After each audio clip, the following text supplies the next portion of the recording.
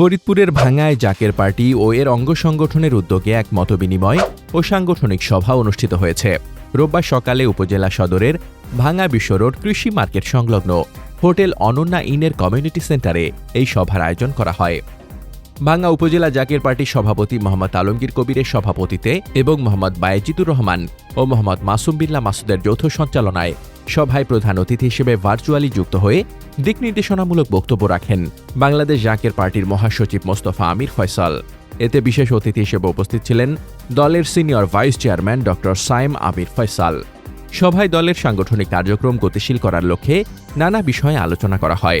এ সময় অন্যান্যের মধ্যে আরও বক্তব্য রাখেন জাকের পার্টির জেলা যুব ফ্রন্টের সভাপতি টিটু খান, জেলা ছাত্র ফ্রন্টের সভাপতি সুজন জমাদার এবং নেতা মোহাম্মদ শাহাদাত হোসেন সহ দলটির বিভিন্ন অঙ্গ সংগঠনের স্থানীয় নেতৃবৃন্দ। সভায় জাকের পার্টি ও এর অঙ্গ সংগঠনের বিপুল সংখ্যক নেতাকর্মী উপস্থিত ছিলেন।